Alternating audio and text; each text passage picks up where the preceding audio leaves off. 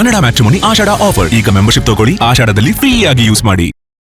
ನೀರು ಬಿಡಬೇಕು ಅಂತ ಹೇಳಿ CWRC ಶಿಫಾರಸು ಮಾಡಿದೆ. ಸರ್ಕಾರ ಯಾವ ಸ್ಟ್ಯಾಂಡ್ ತಗೋಬೇಕು, ಜೊತೆಗೆ ಇದು ಸರಿನಾ? ನೀರೇ ಇಲ್ಲ, ನೀರೆಲ್ಲಿ ಬಿಡೋಕ್ಕಾಗತ್ತೆ? ಇದು ಅದು ಏನು ಪ್ರಾಧಿಕಾರ ನಿಜವಾಗ್ಲೂ ಗ್ರೌಂಡಲ್ಲಿ ಏನು ನಡೀತಾ ಇದೆ, ಏನಿದೆ, ಎಷ್ಟಿದೆ ನೀರು, ನಮ್ಗಳಿಗೆ ಎಷ್ಟು ಬೇಕು, ಅದನ್ನು ಅರ್ಥ ಮಾಡ್ಕೊಂಡು ಈ ಥರ ಆದೇಶಗಳನ್ನು ಕೊಡ್ತಿದ್ದಾರೋ ಇಲ್ವೋ ಅನ್ನೋದು ನನಗೆ ಡೌಟ್ ಆಗಿದೆ. ಯಾವುದೇ ಕಾರಣಕ್ಕೂ ಇಲ್ಲಿ ನೀರು ಕೊಡೋಕ್ಕಾಗಲ್ಲ. ಇಲ್ಲಿ ಬೆಳೆದು ನಿಂತಿರೋ ಬೆಳೆಗಳಿಗೆ ನಮಗೆ ನೀರಿಲ್ಲ.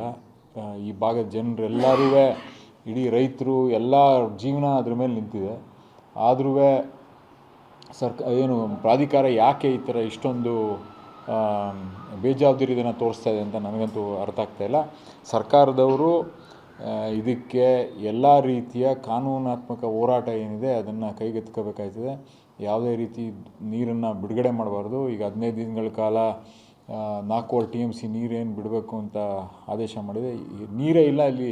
ಈಗ ನಿಮ್ಗಳಿಗೆ ಗೊತ್ತಿರೋಂಥದ್ದು, ಕಳೆದ 3-4 ವಾರದ ಮುಂಚೆ ಎಲ್ಲ ಸಂಘಟನೆಗಳು ಇಲ್ಲಿ ಬಂದು ಗಲಾಟೆ ಮಾಡಿ, ಹೋರಾಟ ಮಾಡಿ, ನೀರನ್ನು ಬೆಳೆದಿಂತಿರೋ ನೀರಿನ ಕಬ್ಬು ಮತ್ತು ಭತ್ತ ಇದಕ್ಕೆಲ್ಲ ಏನು ಬೇಕಾಗಿತ್ತು ನೀರು, ಅದನ್ನು ಬಿಡಿಸೋಕ್ಕೆ ಎಲ್ಲ ಥರ ಹೋರಾಟಗಳನ್ನು ದಿನಗಟ್ಟಲೆ ನಾವು KRSL ಕೂತ್ಕೊಂಡು ಮಲ್ಕೊಂಡು ಮಾಡಿರೋಂಥದ್ದು ನಿಮಗೆ ಗೊತ್ತಿರೋಂಥದ್ದು.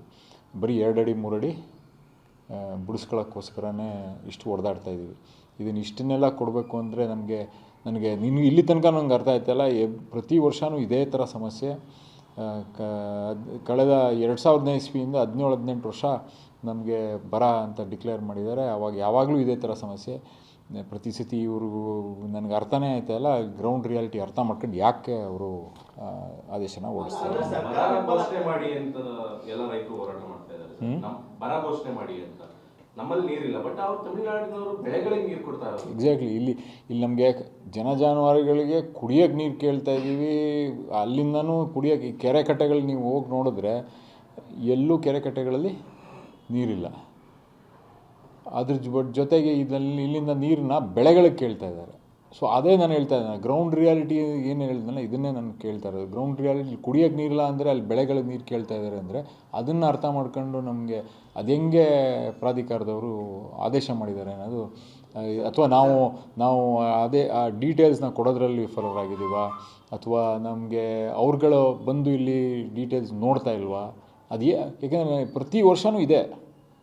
ಅವ್ರು ಆದೇಶ ಮಾಡ್ತಾರೆ, ನಾವು ಇಲ್ಲ ಅಂತೀವಿ. ಇಲ್ಲಿ ಆ್ಯಕ್ಚುಲಿ ಆದೇಶ ಮಾಡಿದಾಗ ಕೊಡಕ್ಕೆ ಆಗದೇ ಇರೋ ಪರಿಸ್ಥಿತಿಯಲ್ಲಿದ್ದಾಗ ಆದೇಶ ಮಾಡ್ತಾರೆ. ಅದೇ ಈಗ ಅದಕ್ಕೋಸ್ಕರ ಈ ಪ್ರಾಧಿಕಾರ ರಚನೆ ಆಗಿರೋದು. CWRC CWMA ಇರೋಂಥದ್ದು. ಅವರು ಅಟ್ಲೀಸ್ಟ್ ನ್ಯಾಯ ದೊರಕಿಸ್ಕೊಡ್ಬೇಕಲ್ಲ. ಅವ್ರು ಅರ್ಥ ಮಾಡ್ಕೊಂಡು ಇದನ್ನು ಆದೇಶನ ಕೊಡಬೇಕಾಯ್ತದೆ. ಬಟ್ ಅದನ್ನು ಮಾಡ್ತಾ ಇಲ್ಲ. ಇದನ್ನ ಕನ್ನಡ ಮ್ಯಾಟ್ರಿಮೋನಿ ಆಷಾಢ ಆಫರ್. ಈಗ ಮೆಂಬರ್ಶಿಪ್ ತಗೊಳ್ಳಿ, ಆಷಾಢದಲ್ಲಿ ಫ್ರೀ ಆಗಿ ಯೂಸ್ ಮಾಡಿ.